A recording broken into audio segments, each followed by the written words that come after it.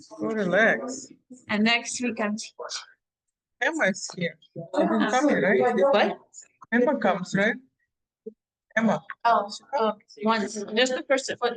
I didn't teach last week. Emma, hi. How are you? Nice to see you. All right, well, have fun, everybody. I'm teaching next week. Cantor's teaching tonight. Okay. Have fun.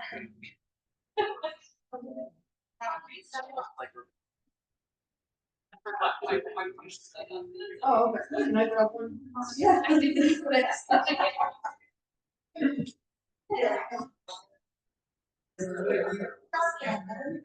that. It's like a duck here. But We'll get there. One thing is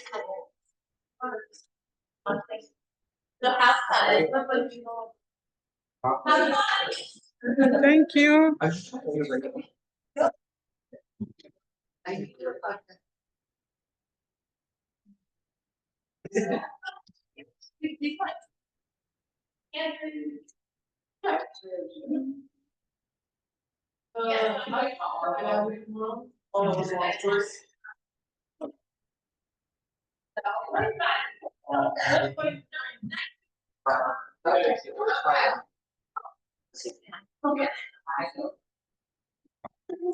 Well, hello.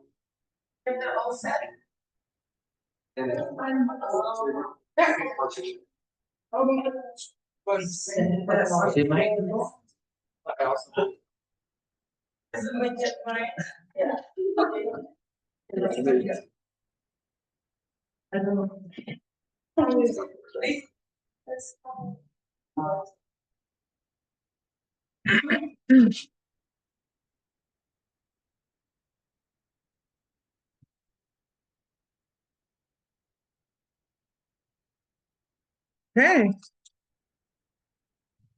The Finkelmans, you sit there? You don't want to be part of us? Same reason I sit in the back. Huh? Same reason Ah, I sit in the back. of the service. okay. He has a decent. I respect that. Thank you.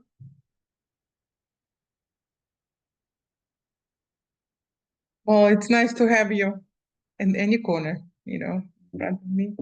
So is this the whole class? Well, should wait till, this is 7:15, right? Should we start on time? Another 2 minutes.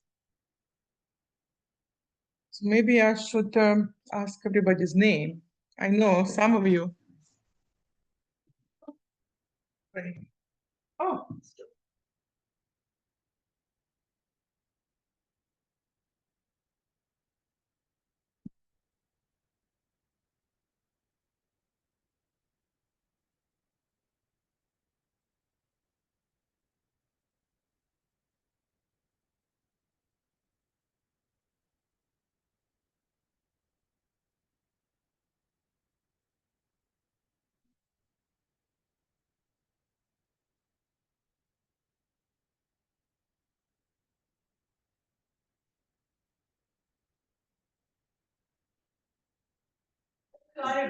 Energy. Left over. Get that. Wow. From a lot of things. Yeah. From a lot of Things things. this weekend. That's wonderful. Oh, Oh, Yulia, you can put it actually here. People can pass around. Thank you. You have somebody. yeah, I'm good. Oh, wow.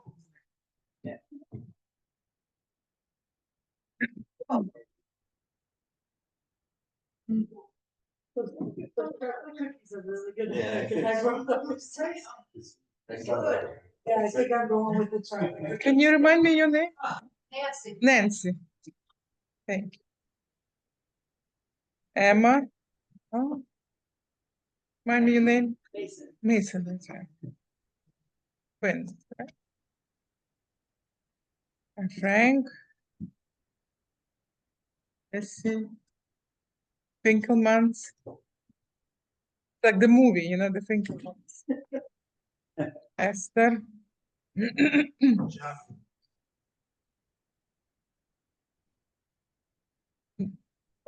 Oh, I'm sorry, what's your name? oh, Kaya? Arya? I'll take like leftover. Yeah, you know where to look. So do I need to use the microphone? This, Pauline uses microphone, I don't see anything. No, it should just be. But for you guys, you don't need microphone for me. No, it's this thing.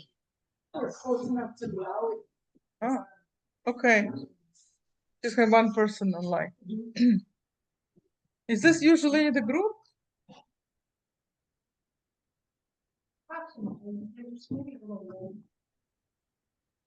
Well, I'm so honored to be here. I'm Cantor Braun. I'm one of the clergy at Temple Sinai. I don't know if anybody knows what Cantors do. Hey.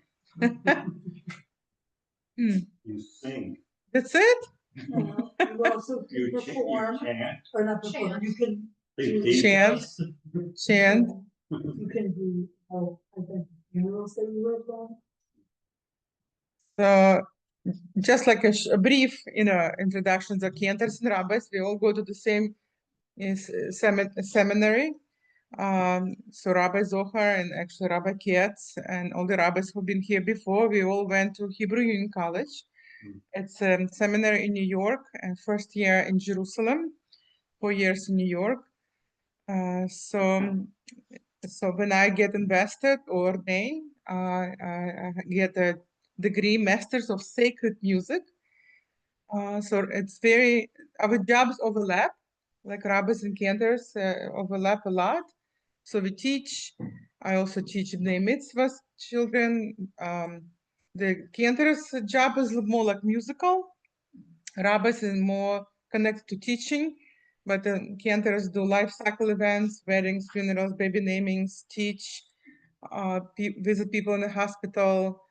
So basically, we do most of what rabbis do. So, and it's a good partnership. Our college, actually, Hebrew College, is thinking to give one ordination, just like clergy, Jewish clergy, because there is so much overlapping between rabbis and cantors. I also work with conversion students one-on-one, which is very fulfilling. And well, I'm glad to be here tonight. So tonight we'll be looking at the Jewish calendar, and I see most of you brought the books, Jewish book, Jewish home. Most of you brought their books, and so we'll look at the calendar, Jewish calendar, and Shabbat observance. I don't know, did you have chance to read through Shabbat chapters? It starts on page 3. I know it was your homework. Anybody had chance to read? Okay, great. So we'll talk about especially the sanctity of Shabbat. What does it mean to be holy? We'll look at some text. So I gave you some handouts. So first, question to all of you. What events, routines, or holidays structure your week or your year? Like, it doesn't have to be Jewish, some events that are important, or holidays that would structure your year or your week. And how do you know when something special or sacred in your life? So you can answer one of those 2 questions.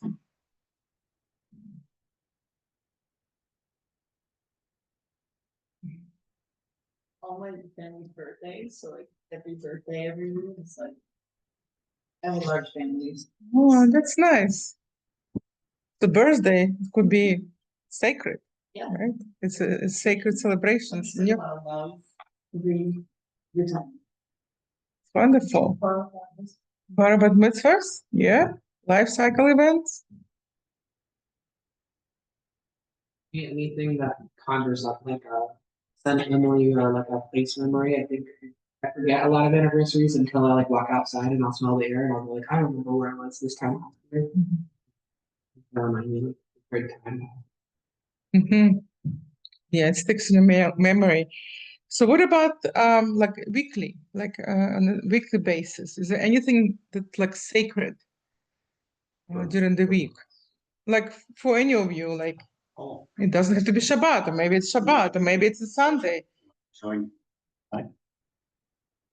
Okay, that's good. That's something sacred in your life.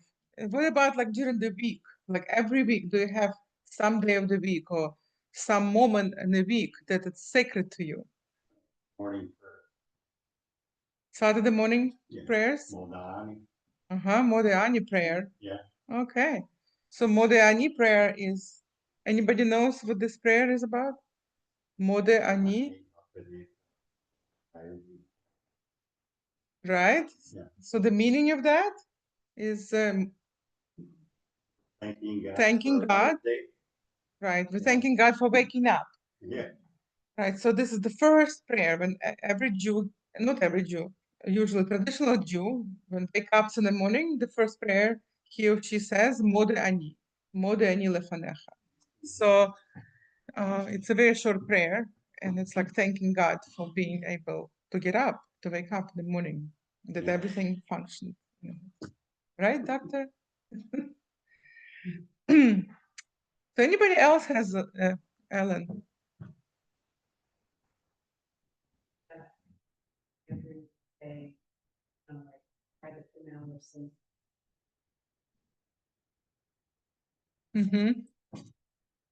So walking, yeah. Hi, Jeff. Yeah, walking could be very a sacred time or holy time for some people.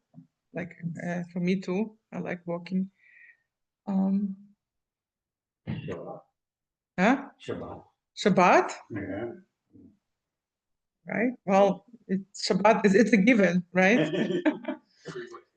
But No, I think for me, being in nature. and I've been coming, I've been coming basically the Friday night services.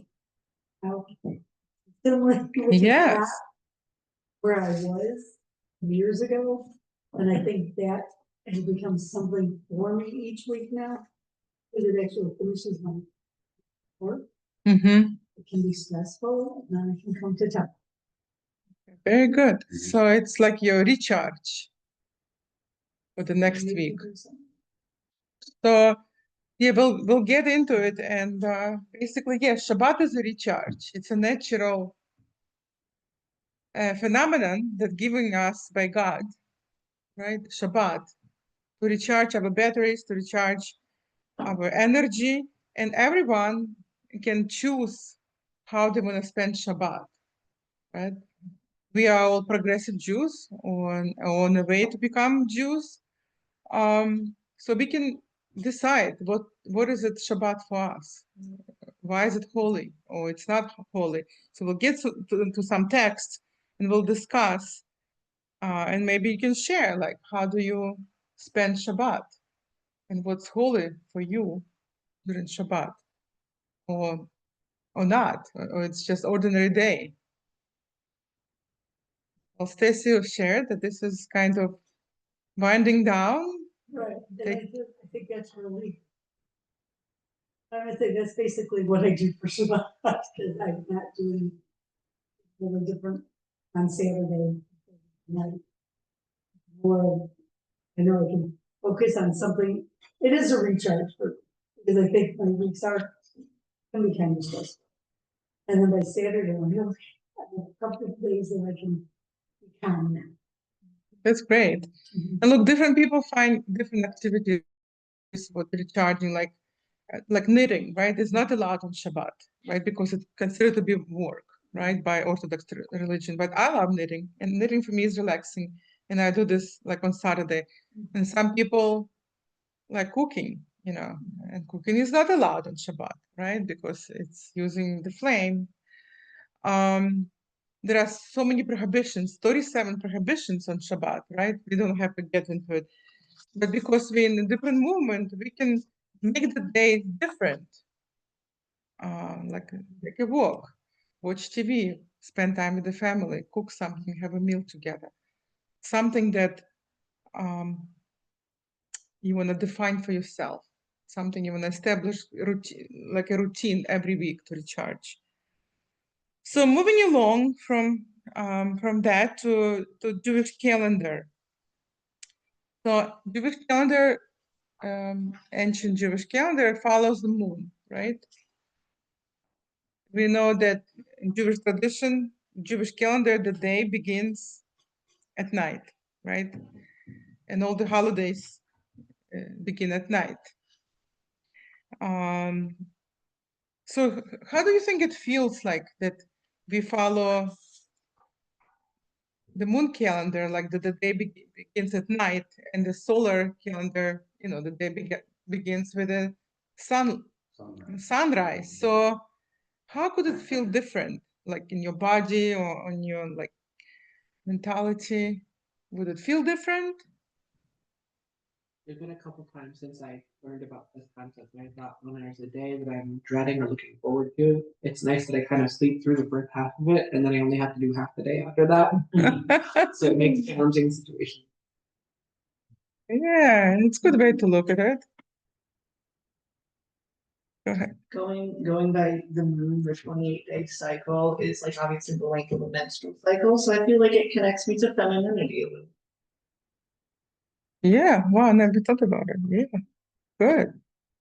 And of course, Shabbat starts, on Friday night, right, with the sundown.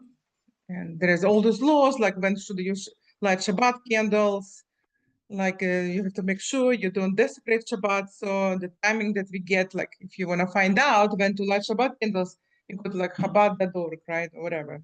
And you see when you're supposed to light the Shabbat candles. It always gives you a little bit earlier, like few minutes, 15 minutes earlier before it's actually like sunset or sundown, because we don't want to like desecrate Shabbat. There is this time, that it's a dusk, between the dusk and the darkness, that it's very questionable in Judaism. So we don't want to desecrate that time. So by Jewish tradition, you light the candles like 15 minutes before, because you don't want to be late.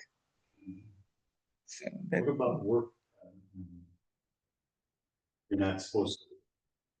right. What kind of work? What kind of work? What is considered work? So let's see if I think there is a list here, all the, I think 37 prohibitions. I don't know if it's here, but I'm not gonna list them because I don't remember all 37. There are all 37 prohibitions of work. So like not to cut, right? Do not carry, do not use flame, do not use electricity, which is the same. Like do not like rub, do not wash, like there are all these different prohibitions. And in many Orthodox communities, there is like eruv, right? Anybody knows what eruv is? Eruv? It's like it's a wire. It's a wire around every Orthodox community. We have it here too in Rochester, around Brighton, that kind of surrounds older Orthodox synagogues. And that's within that eruv. It's called like eruv, means to surround that wire. You can carry and use the stroller, because people carry food on Shabbat to somebody's house, and you can carry things. So you're allowed to carry within the eruv. Like every city in the world, Jewish city, a Jewish community has an eruv, right? And every Friday there is a rabbi who's supposed to inspect this. So Rabbi Dov Winston, Dov Winston from Beth Shalom, he was telling a funny story that he was inspecting the eruv. He was standing in the middle of the winter looking up near the road. And people stopped asking, "Are you okay?" There is a guy in the yarmulke looking up for like a few minutes, inspecting the eruv, because if it's broken, then it's not kosher, needs to be repaired before Shabbat. So it's called eruv. But this is all like, details. And of course, if you have any questions about any aspect of Shabbat, I'm happy to answer. Whatever, but we're gonna just go through the basic you know, like candles. Why do we light the candles? Why do we use two colors? You know, just basic knowledge. So if you could look at the number 3, right? There is a text in Genesis. It's in your handout, right? In your handout. Text number 1 from Genesis chapter 2. It says, God rested on the 7th day and made it holy. Okay. So God rested on the 7th day and made it holy. So what does it mean to make the time, right? To make the time holy? Is it to make the day holy or the time itself holy? Like, what does it mean to you to make the time holy? And also, like, he sanctified the rest, right? So what does it mean to make the rest holy?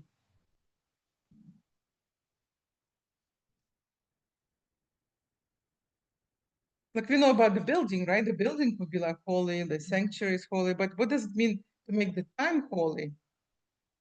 I think that's how you spend the time. Hmm? And I came to think of this, and I was thinking of this. I grew up conservative, and how we spent Rosh Hashanah, and then a little bit different. Now I know I'm writing things during the day, things that, and I would never do that growing up. Nothing is like you could not do any of this stuff. So I think when you're looking at resting on this 7th day, holy, it's about what you're doing on that day. Right. So what holy anyway?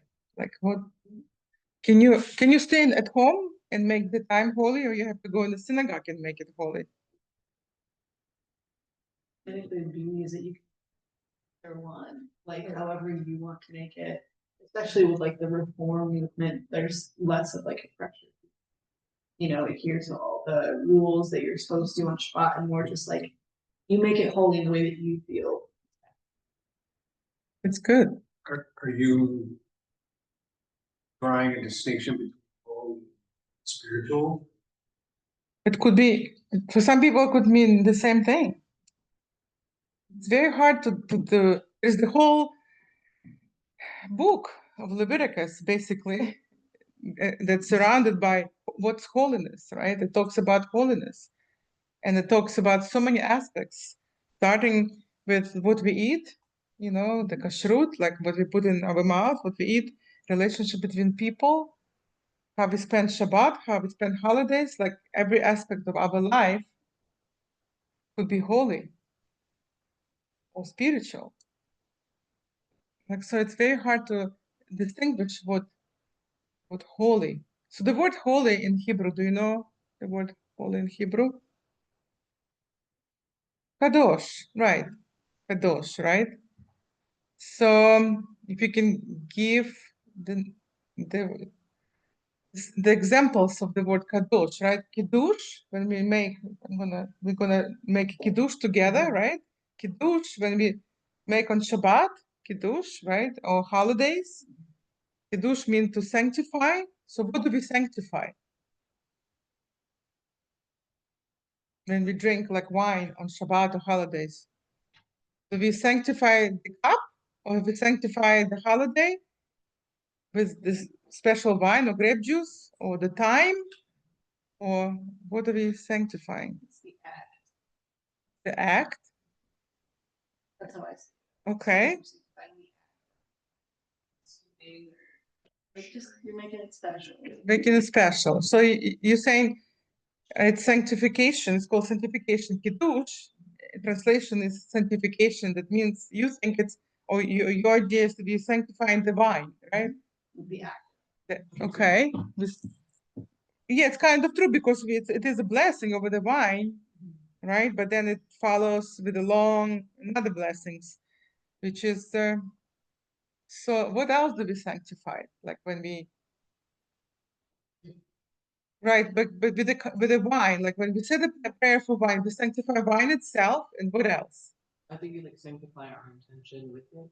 Like drinking wine, I think, can be very good. It can also be very not good, depending on how much you drink. So doing it with an intention. Mm-hmm. Yes, I like that. So you make this act holy, right? Because the dedication of that intention is to bless Shabbat.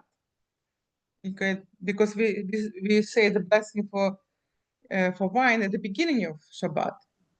Okay, so that's why we announced we're starting the holy time, right? Shabbat with the blessing for wine, and then we have bread, right? We have candles. There is an order, right? So Jeff, you were saying distinguish between holy and spiritual. Jeff, yeah. Yes. He's Jeff. There we go. Jeff Davis, you were saying, do you feel there is distinguish between spiritual and holy? No, I was trying to understand. You were asking the question, can you be holy not in sin? Right. And So I was what trying do to you think? understand, I guess I feel like you can spiritual. Never really thought that. Feel like my house is holy.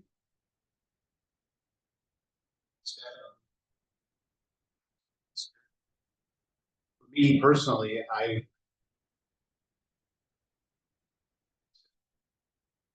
To feel holy. feel Interesting.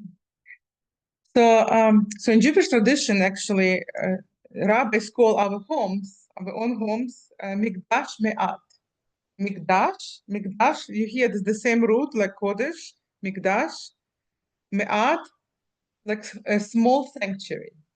So rabbis believe that our homes are small sanctuaries, right? So what do you think? What does it mean? What do you think? That our home is a small sanctuary. Shelter of peace.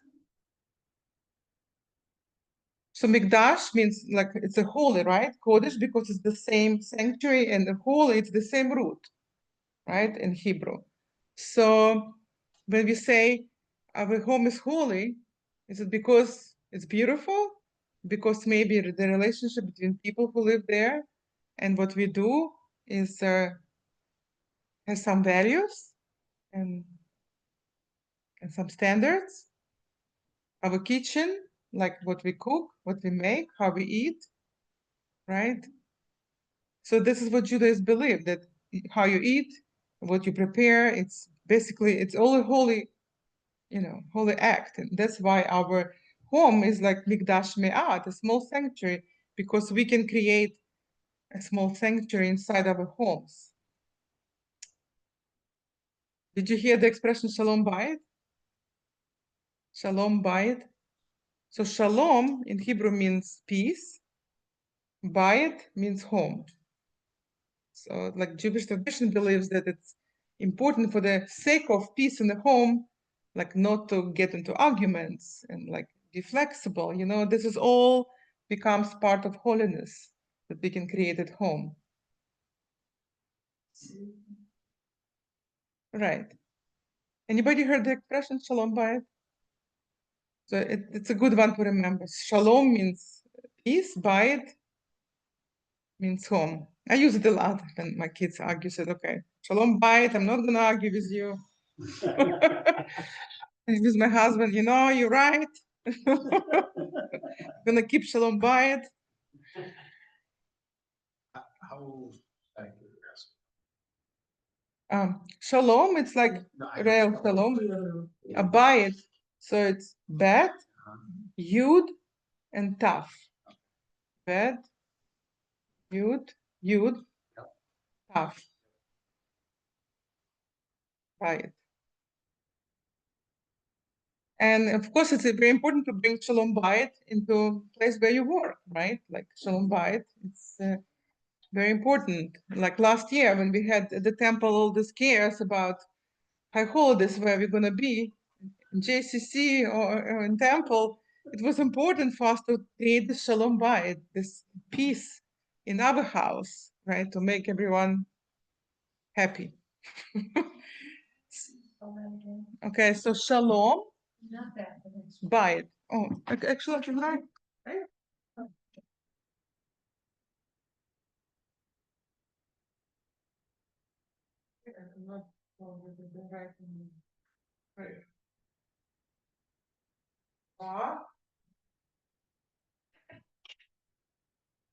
Bayit. There is a dash there. Not here. Shalom bayit.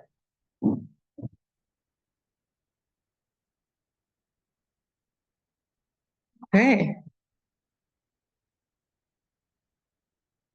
So anybody wants to like share, how do you like on Saturday, like Stacy shared, like Friday and Saturday, how do you spend Shabbat that helps you to like reset, make it holy, make it different? Like what do you do different that you wouldn't do other days? I don't do schoolwork on Saturday. I make it a rule. No Mhm. schoolwork, just like, I usually don't cook breakfast, go out for breakfast. So Mhm. usually I do that. And like minimize focusing on myself and my partner and my. Good. Yeah, reset. Mhm.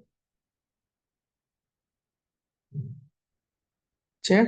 I usually try to hear.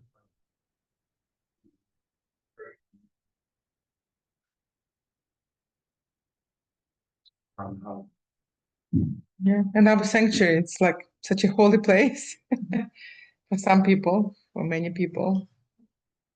Anybody else wants to share? I get like a workaholic all the time, so on Saturdays I don't start new projects. I tend to scheme and I get mad, and I feel like that's not sinful necessarily, but it's not good for me to get into that. So if I have things that are easy and fun to do that I can work on and make progress, that helps me to be grounded, but I don't want to start. Good. Frank? I do fight. Then we do study and we have service again. And then back home after we have lunch and day until sundown, I relax. Good. You observing Shabbat. Good. Well, it's important. Maybe after this class, it's important just to like find some activity on Saturday or Friday that makes it different, from the entire week. I don't know. Maybe it's just like a longer walk, or maybe a favorite show that you only watch on Saturday. There are so many Israeli shows. Something that Ellen, you like making. Yeah, you make delicious challah. That helps. It helps you like set the mood for Shabbat. Yeah, I could have asked you to bake the challah because we just took the one from freezer. I mean, it's unfroze. Don't worry, but it would be nice to have a homemade. Anybody else? Like, I guess my Shabbat kind of changes during the week because of work, so it's not always on Friday. But the one thing I do is I sleep in. Repeat again the last sentence. Oh, I sleep in, so whenever I feel like. That's wonderful.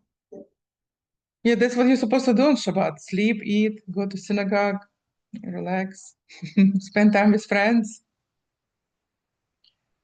Unless you're on call doctor. It's fun when you do bar mitzvah Saturday. Yes, Is that a holy thing? it is a Because holy we're thing. dancing, we're having fun. Yes, dancing is allowed. Silly question, but the people who do the most work on Saturdays is the Rabbi and the Cantor. So how does that work with Shabbat? Well, it's but tradition does not consider to be a work, so I guess it's a calling. It's holy. It's a calling. It's a holy calling. They have. Right, in Orthodox and in conservative synagogue, actually, the requirement for clergy to observe like kosher laws and to observe Shabbat, to walk to shul, to live very close to the walk. But of course there are exceptions, right? I'm sure Esther knows, like if you're a doctor, right? And you have to be on call. So some Orthodox doctors get permission, like from the rabbi, you know, that they like kosher approved to do that. And in Hebrew it's called pikuach nefesh. Pikuach means to like save, you know, nefesh means soul.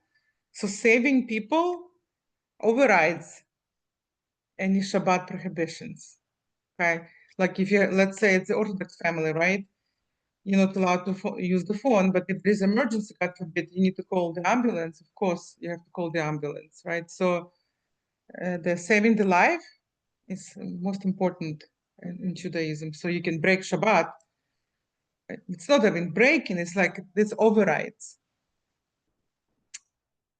And then sometimes, like let's say on Shabbat, you're not supposed to use the lights, right? In Orthodox homes, you can ask non-Jew to light.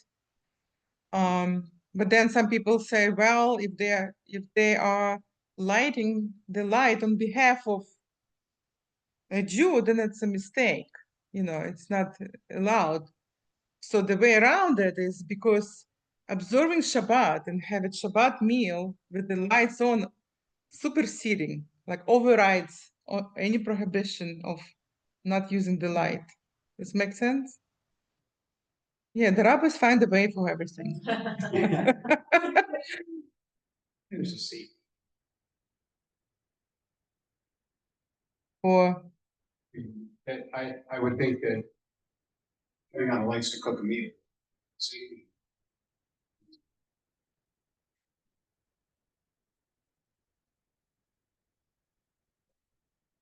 right. see, Correct. But I don't know if you've ever been in the Orthodox Orthodox homes. If you ever been, they actually leave the gas on all night long. Okay, so this is like big square made from metal that you put on top of the stove, right? And you before Shabbat you light one burner, not like huge, but it's still lit all night, all 24 hours. You light before Friday night, start before sundown, and then you can heat up, you know, because you're supposed to have 3 meals on Shabbat: Friday night, Saturday lunch, and then Saturday night before Shabbat goes out. So you have to eat 24 hours. So you cannot cook, like you cannot make something new, but you can heat it up. Like you can heat up. So that square, the metal square serves as a heating. Or you can use, what is it, electric heaters? Microwave? No, you cannot use microwave. Hot plate, yeah, you can turn on hot plate on a timer, you know, and then turn it off after Shabbat. There's also a setting, my neighbors happened to buy a stove. They had a setting, we go, we have some kind of setting on our stove. And I'm like, something different on our stove, and it's, or would be the settings that would For the stay co- on, would stay on. Yes. We're good, we never bought the stove. Yes, like when my sister's Orthodox, and when they come to us, I have the whole like separate, you know, pots for her and pans and hot platter, and it's all on the timer and everything. So it's fun. I don't use the phone. I have to sneak. So it's and I also like to come to her house because she lives in New Jersey, and it's I don't know, it's just recharging. It's nice. Like you don't think about doing things, like you just discuss, you know, Torah, you eat, you go to synagogue, you talk, except when I have to check emails from temple. So yeah, and so Shabbat is a natural kind of reset, and if you can, if it's possible, I encourage you to find something that would define your day. So let's see. So if you look on number 4, so we talked about keep Shabbat, keep it holy. We talked about holiness, and we could talk even more about holiness. But let's move on to their. What does it mean to remember Shabbat and observe Shabbat? Right? If you look number 4 in Exodus, it says, "Remember the Sabbath day and keep it holy." Right? So the word "remember." And then in Deuteronomy chapter 5, verse 12, it says observe. You see it? It's on the second page. So remember the Sabbath day and observe the Sabbath day. Right? So that's why for Shabbat, we light always 2 candles. Right? So one candle is for observe Shabbat and the other one for remember. So, right? So when you light, so this is the question. First you say the blessing or you light the candles? You light the candles first. Oh. So why do you light the candles first and then say the blessing afterwards?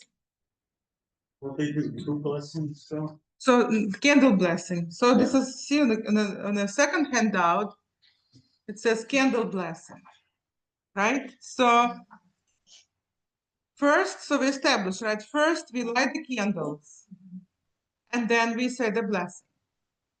And what's the reason for that? Why not vice versa? Go ahead. I see a lot of, Doing this? yeah, Okay, we'll get to this. It has to do, yes, it has to do something with that, but I don't want to give out the answer. Can't light a flame on during the Sabbath, so if you start the Sabbath and then light the flame. later in the Right, Sabbath. this is it. That's You can't light a flame on the Sabbath, so if you start the Sabbath and then light a flame, you're already breaking it. You have to start it and then sit it. so this is exactly the reason for Jewish law. Mm. When you say the blessing, this candle blessing, right? And so I encourage you to learn this blessing if you don't know. Blessing before lighting the Shabbat candles. As soon as you say the blessing, Shabbat starts. That means you cannot use matches or whatever to light anything. So first, what Jeff said, you do that, like you bring like the spirit of Shabbat, and then you cover your eyes. And the reason we cover our eyes, right? So we light and we cover our eyes because we're not supposed to see the light of Shabbat before we say the prayer, right? Because technically Shabbat starts after we say the prayer, but the candle's kind of already lit, right? So we do this, we cover our eyes, and we say the prayer, and then we open the eyes, and that's when Shabbat starts. So basically, you're only supposed to see the lit candles on Shabbat, and Shabbat starts after you say the prayer. Make sense? And then this is bringing, It's like, focusing, bringing like good energy. There are many explanations, but I like one that you really like bring the spirit of Shabbat. Because like if you want to go to Kabbalah, when Rabbi comes, he'll tell you a lot about Kabbalah. But by Kabbalistic belief that on Shabbat there is another kind of spirit, a feminine spirit that joins us. That's why we sing the prayer L'Chadodi, because by Kabbalist tradition, Shabbat in Israel is like husband and wife, that come together only on Shabbat. So, Grandmother used to put something over her head. cover. Yeah. Is that something that's Yeah, it's kind of the same like idea that when men cover their heads out of respect to God, same like for women, because she wouldn't cover the entire head, which is a different thing, just part of it. Just like the respect, it's the same idea why men wear yarmulkes to respect God, to honor God, the same like in Muslim tradition. So, the prayer of the Hadji is basically welcoming the bride. you know, that we see in the Chadadi. Who is the bride? Shabbat bride, right? Who is welcoming? We are people of Israel. So the groom and the bride come together on Shabbat. You know, it's very like beautiful and Kabbalistic, and it's like all spiritual. And so the Chadadi is one of those prayers. Okay, so this is the first thing we do. We light the candles, and it's 2 candles, right? Observe and remember. So what does it mean, observe? Like when you say observe Shabbat? Like, is it the difference between observe and remember? Like, what's the difference between these 2 names? And it's all from Torah. It's from Exodus and from Deuteronomy. It's a commandment, right? It's a number 4, right? Remember Shabbat day and make it holy. And then it says observe. So what does it mean to observe Shabbat? Oh, sure. At least that's how I see it. I see remember it's like make sure it happens every week. To remember, Observe being like actually observe it, actually rest, actually keep kosher, you know. By some Make action. it holy, yeah. Make it different, make it Yes. holy. Yes, good. So remember is more like a mental maybe, or a spiritual, and observe it is more like action wise, right? Is that how would you define? What do you think, I Stacy? always think the words is interchangeable, Really? but if you're remembering, like remember could also be action word. Action word will observe. So if you remember something, then continue with that. So I always looked at the words as interchangeable. It's interesting. Because in Hebrew, shamor, right? Shamor means to observe, to keep. Zachor like means to remember. Shamor v'zachor. It's like in many prayers. Shamor v'zachor, right? But shamor, it's also like using many, like you said, shamor means to observe, right? But it's also, it's used in many different instances. Like, let's say when a person dies, right? And somebody watches that person. You're not supposed to leave the person who is dead alone from the time the person is dead into the burial. Oh my God, we really changed our subject. But the person who watches the person who's deceased called shamor, like shameret, also the same word, right? And then at the cemetery, you're supposed to watch until the grave is covered, right? You're not supposed to leave the cemetery until the whole grave is covered with the earth. So usually the Jewish witness called shamor too. So very interesting how it's in modern Hebrew, it's used like somebody at the door, like watching the door, shmura, meret, so it's very interesting usage. So shamor v'zachor, it's important to remember. So the second, after we light the candles, what usually comes second? Kiddush, right? So just to remind you that in Orthodox synagogue, they don't light candles in the synagogue or do kiddush or challah. It's all a home ritual, right? It's a home. It's a home ritual. So if you're part of the Orthodox family, right, the husband goes to synagogue, the wife cooks Shabbat meal, sets up the candles, challah, the whole dinner, the whole spread, wine. Then the husband comes home, right, and then all this performed at home. The wife lights Shabbat candles. The husband usually, performs kiddush and cut the challah, and that's how Shabbat starts. And the fourth is blessing the children. So 4, candle, kiddush, challah, and blessing the children. And it's all home ritual at home. It's not in the synagogue. Reform movement brought this ceremony in the synagogue. So we do this in the temple every Shabbat. Okay, so the kiddush, let's see, grape juice, okay. So I encourage you to take little cups, so we can all. Yeah, do you mind, Cecilia or Esther? So basically, can somebody read translation for candle blessing, right? It's just simple translation. And this is on this handout, right? On this, basically it says, bless you, God, who commands us to light Shabbat candles, right? This is very simple. But Kiddush, right? The second blessing, number 2, it says over wine, and it sees a sanctification of Shabbat. And on Friday night, we actually say long Kiddush, right? So could somebody read translation and tell me, like, what's the theme of it? Anybody can read translation? Starting with blessed are you, Adonai. Stacy, you wanna read?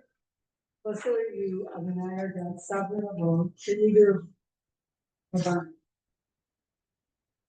So keep going. It's a long Kiddush.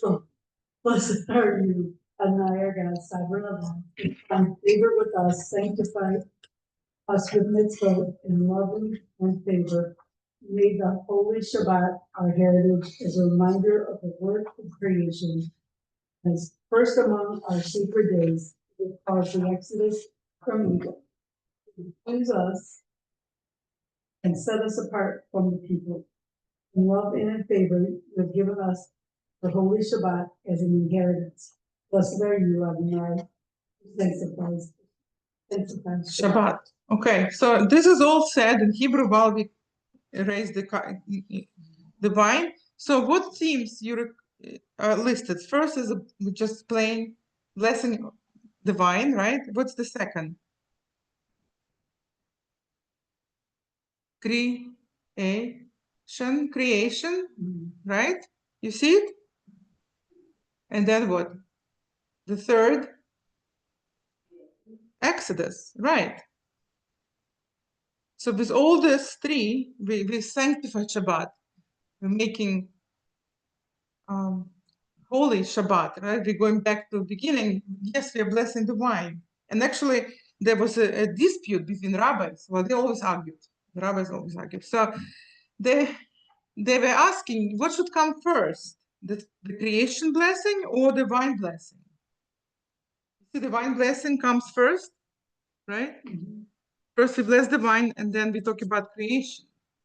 So they were fighting with each other, arguing why the wine comes first. So it was actually between rich people and poor people, you know. So the rich people said, well, creation should be first, and Exodus should be first, and then wine. And the poor people said, well, wine is so rare for us. We only have on Shabbat, and it should be special. So rabbis decided, in the sake for the poor, we should bless the wine first, and then go to creation in Exodus. Okay, so after we say the blessing, we drink. Okay, you can drink. Okay. And then the third one is the challah. Right? So this is a short blessing, basically commanding us to eat challah bread, right? Challah in Hebrew means dough, right? And that's actually the word that comes from Torah. Okay, it's not made up, right? It comes from the 5 books of Moses, and it means dough, right? So we have one challah, but traditionally you're supposed to have 2 challahs on Shabbat, or 2 pieces of loaves. Anybody knows why? Who read the book? Homework.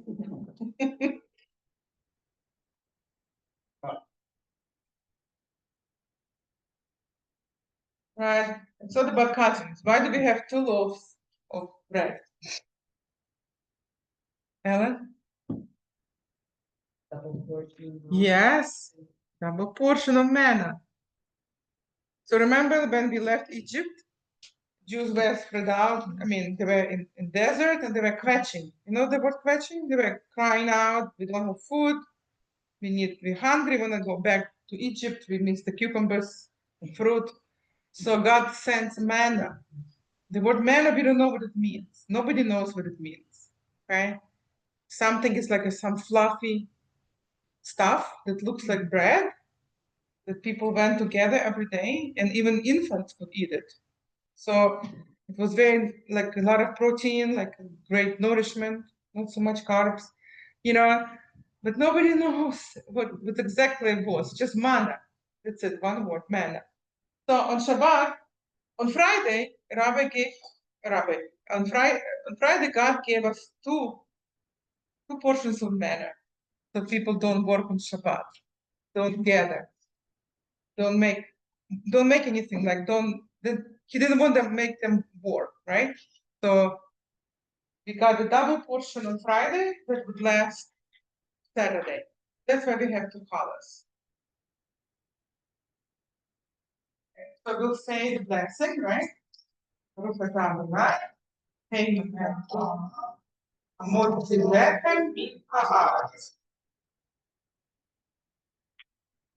So this is also like if you want to learn 3 prayers for Judaism, right? You learn the candle blessing, then you can learn a short kiddush, right? Just the first line.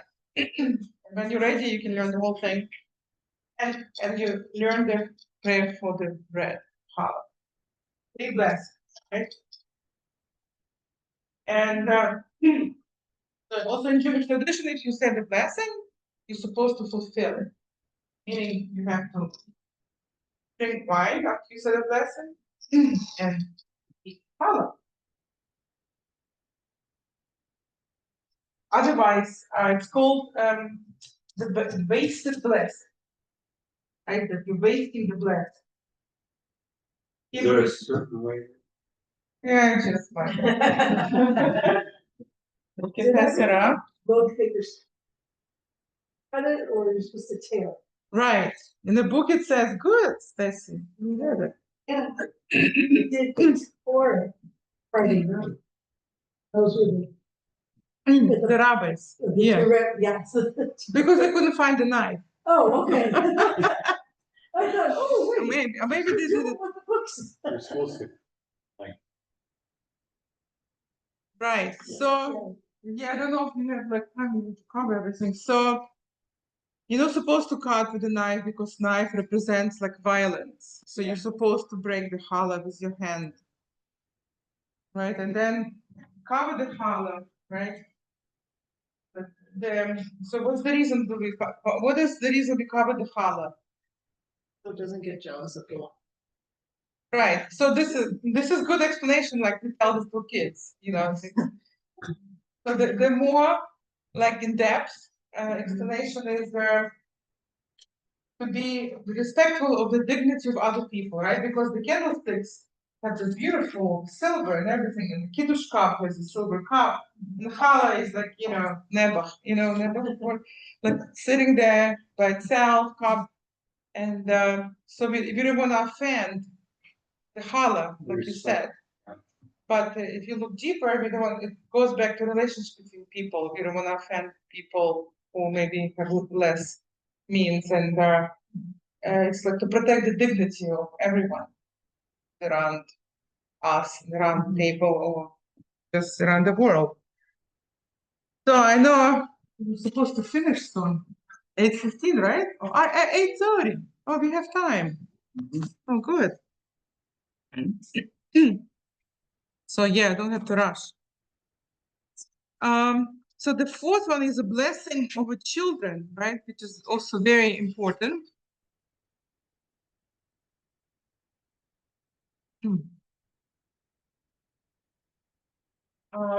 It's very interesting. All the blessings we have, Torah and like in Judaism, the blessing we use for boys like may you be like Ephraim and Manasseh. Anybody knows who was Ephraim and Manasseh? Hard question.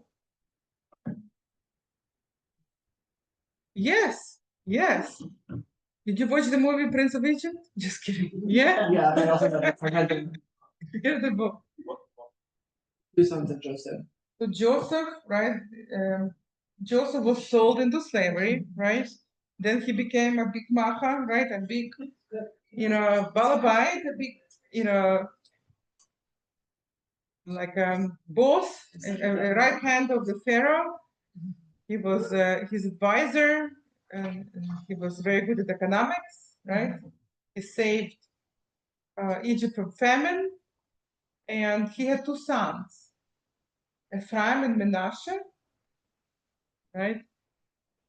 And so there are in the Torah, like we don't, in the Torah doesn't say exactly how Joseph was keeping kosher or not keeping kosher. It was hard for him to live in Egyptian society and stay Jewish, but nevertheless he was, and he raised his children also Jewish. And when Joseph's father Jacob was dying, right, he said to him, he called his grandchildren, Joseph's two sons, Manasseh and Ephraim, and he gave them the blessing. He blessed them instead of his son Joseph. So which is interesting. So Jacob blessed Joseph's children. Does it make sense? It's his grandchildren. And that's why every Shabbat, you put the hands on the boys and you say, may you be like Ephraim and Manasseh. And if the girls, you put your hand on the girls, you say, may you be like Rivka, Sarah, and Rachel. That's what we say in our prayers. Yeah. But that's like, there is a good explanation for that. They are like mothers. But for boys, it's like Menashe and Ephraim. It's not Yitzchak, it's not Yaakov, it's Menashe and Ephraim, because they kept tradition even in Egyptian society. So, okay. So we get into Shabbat, and then at the end of Shabbat, we have another ceremony, which called Havdalah. What does Havdalah means?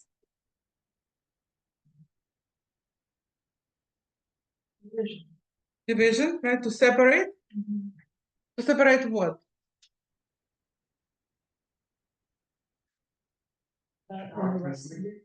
Right. Shabbat from the holy, from regular or ordained, right? So the Havdalah ceremony is not like in the Torah, you're not commanded to do it. At Shabbat, we are commanded, right? But the rabbis wanted to create a ceremony that like frames the holy time, right? You start with lighting the candles and you end with Havdalah. So on your handout, I put some blessings for Havdalah.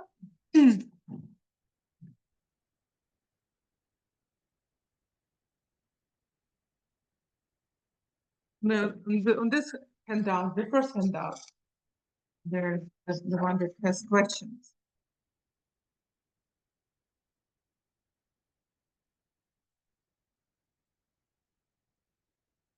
Okay, so it has three components. Right? Here's the candle. Okay.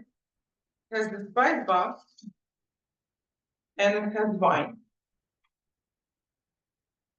So for Havdalah is said already at the end of Shabbat. The end of Shabbat is when you see three stars. That's the end of Shabbat. Means you can say Havdalah. Right? The lamb means to separate, right? To make a separation. So we supposed to light at least 2 candles. Sometimes if you don't have a twisted candle like that, then you could have 2 candles and connect them like this. Because like in the Talmud, the description, you're supposed to have two wicks. connects. But here we have a lot. And most people use, this twisted candle. There are a lot of explanations. I like the explanation that Jewish people are very diverse, and that's why we have the braided candle. Makes us, everybody is different, but we're still one. So you light the candles first, and then again you say the blessing for wine, right? Baruch atah Adonai Eloheinu melech haolam borei peri hagav. But you don't drink, right? Because we didn't finish the ceremony. Then say blessing for spices. So why do you think we need this spices? Why do we need spices? Why? Like Right, a spiritual palate cleanser. What's- It's like a spiritual palate cleanser, like Shakti system, like news, smells. Exactly. So it's one explanation is give you energy for new day, right? For new week.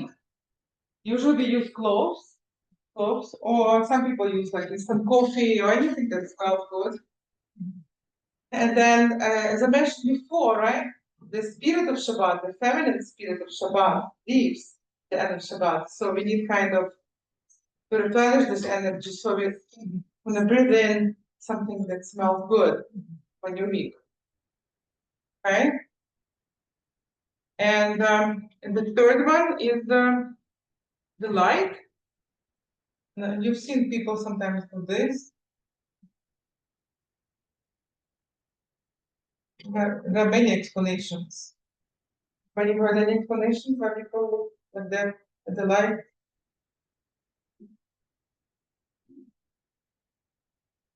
Like you also separate, you can see separation between, the light, the Shabbat and the next week.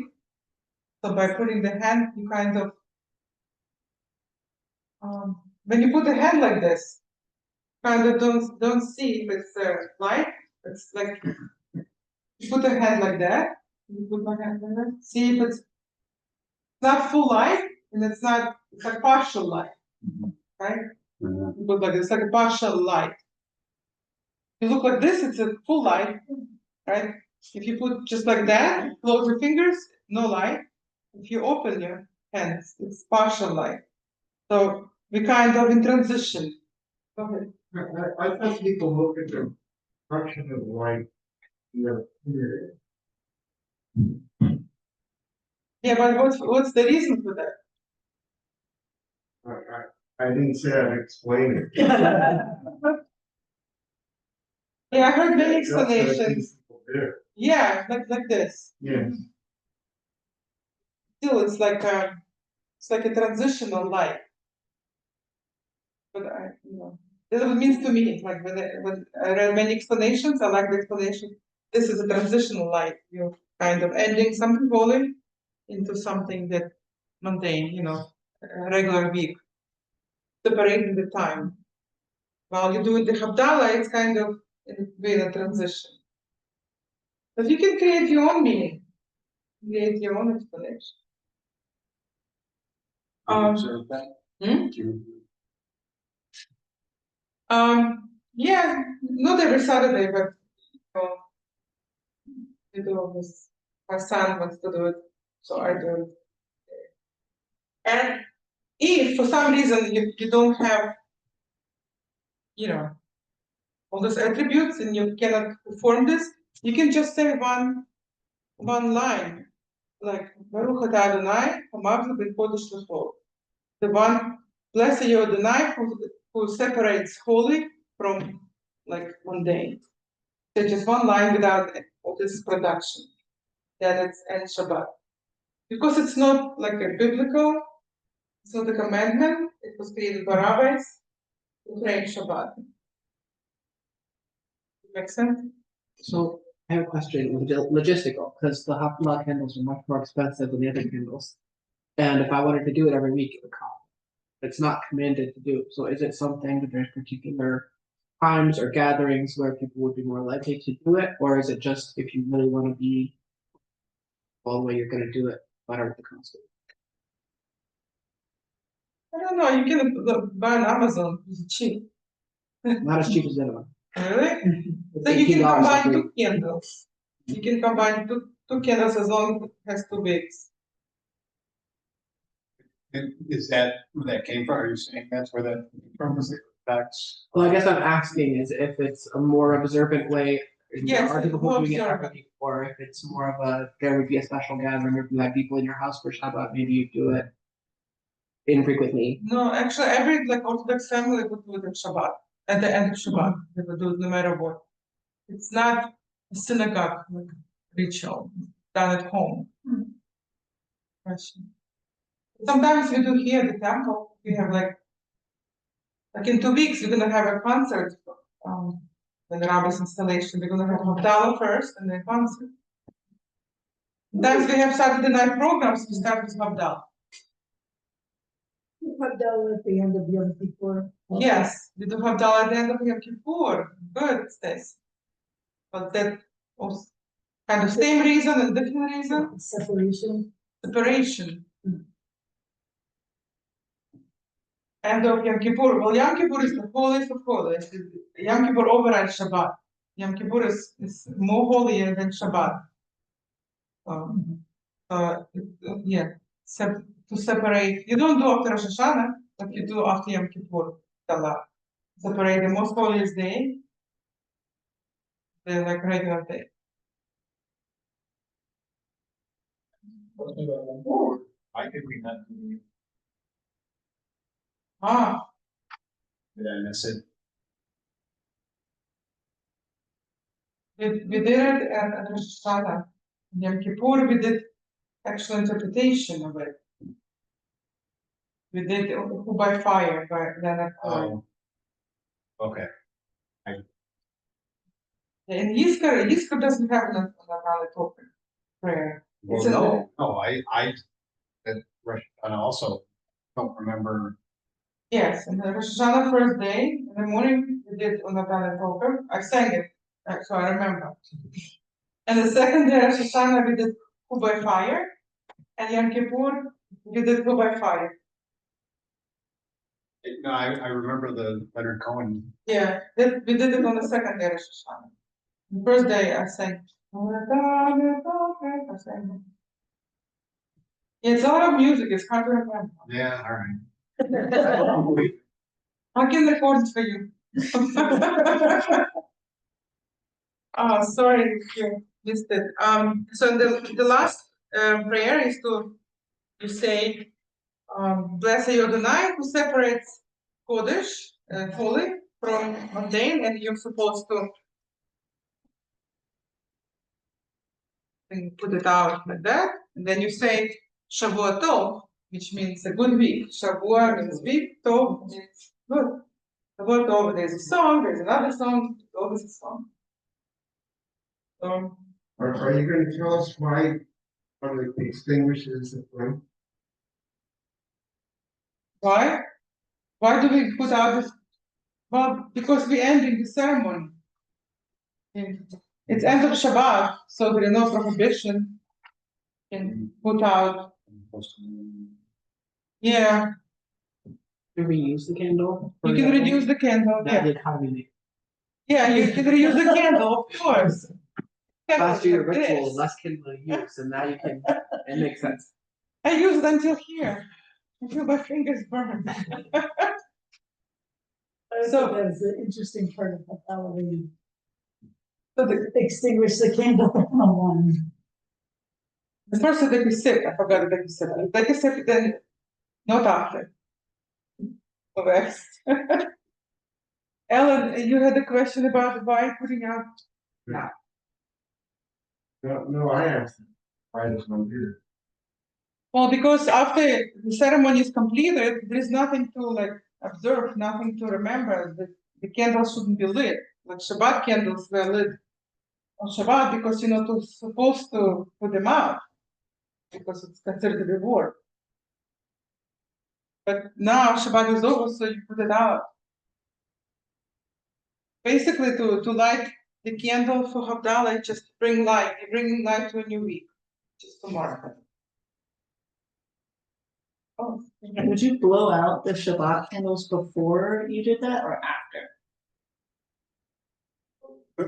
That's a separate, that's like, so Shabbat candles, Is that just for the night? They don't, Friday night, and Okay. you just let them burn as much as they burn. got it.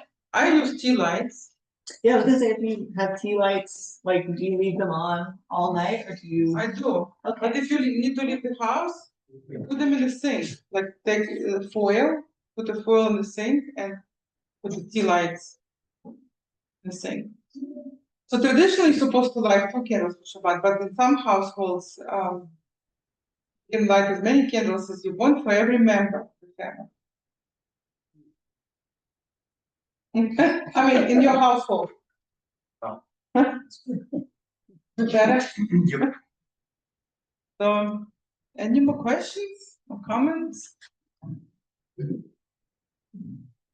Mhm. Anything else? I hope you learned something from me. And always you can find more in this book, and you can always write to me and ask questions or email or meet with me, whatever you need. Any questions?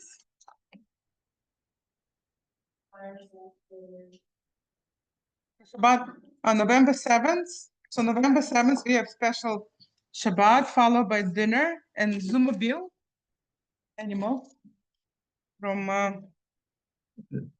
Seneca Zoo, African dinner, and we have a guest from the church El Shaddai.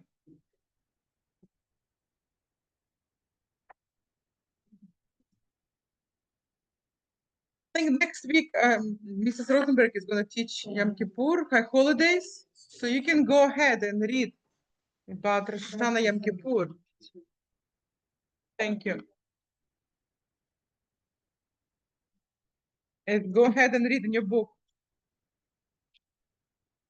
Okay, thank you. Okay. Is it anything good there left? Okay. So yeah, take some. Next week is High Holidays.